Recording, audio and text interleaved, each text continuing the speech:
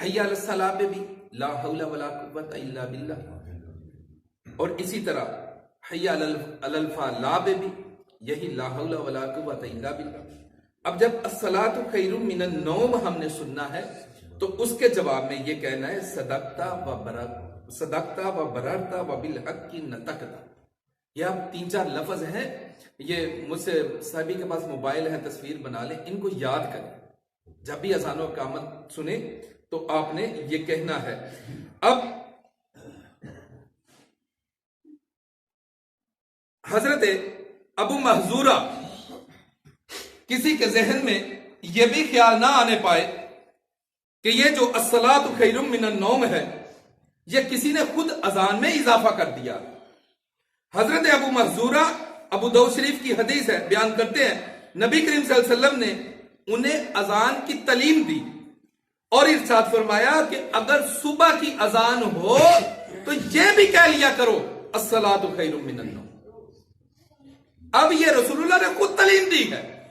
اسی طرح تھوڑا سا آگے چل کر حضرت موطا امام مالک میں ہے کہ ایک مرتبہ مؤذن نے نماز فجر کی اطلاع کے لیے حضرت سیدنا فاروق اعظم کی بارگاہ میں گئے تو آپ دیکھا کہ آپ سوئے ہوئے ہیں، تو مؤذن بلند آواز سے وہاں حضرت عمر کے پاس جا کر کہتا ہے الصلاۃ خیر من النوم۔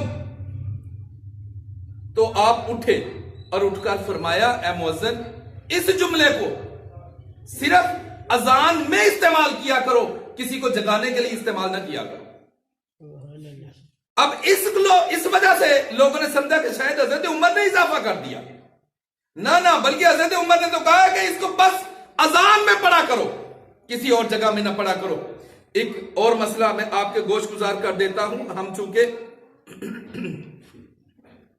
نماز فجر کی اذان میں ترجیح کے قائل نہیں ہیں، ہم اشہد اللہ الہ اور دونوں جو شہادتین ہیں ان کو ڈبل نہیں کہتے۔ ایک حدیث بس حضرت سیدنا ابو محذورہ کی جو ہمارے دوسرے بھائیوں کے پاس بطور دلیل ہے، اس کے علاوہ حدیث کوئی نہیں۔ اور وہ حدیث کیا ہے جس کو امام مسلم نے صحیح مسلم میں لکھا ہے؟ حضرت سیدنا ابو محذورہ نے اذان پڑھی تو اس میں آپ نے 2 مرتبہ شہادتین کو پڑھا، اشہد اللہ الہ الا اللہ، پھر اشہد اللہ الہ الا اللہ، پھر پڑھ کر پہلے آہستہ پڑھتے ہیں پھر بلند آواز سے پڑھتے ہیں، اس کو کرتے ہیں ترجیح کرنا۔ ہم نہیں پڑھتے، اس کی وجہ ہے کہ یہی حضرت ابو محذورہ فتح القدیر شرح معانی الاثار میں یہ موجود ہے کہ حضرت ابو محذورہ ترجیح نہیں کیا کرتے تھے۔ پھر ہم جو کہتے ہیں وہ حضرت عبداللہ بن زید والی حدیث ہے جس میں ترجیح موجود نہیں ہے۔ اب اس حدیث پہ ہم عمل کیوں نہیں کرتے؟ اس لیے نہیں کرتے جو ہمارے احناف کا موقف ہے وہ یہ ہے، یہ بڑی معتبر کتاب ہے، یہ ہر اس بندے کے گھر میں موجود ہے کہ جو اس کے قائل ہیں، اس کے بغیر ان سے چلا نہیں جاتا ہے۔ تو اس میں یہ لکھا ہے، صرف ایک حدیث لکھی ہے، بطور دلیل ہے ہی یہ حدیث، اور کوئی حدیث ہے ہی نہیں ان کے پاس۔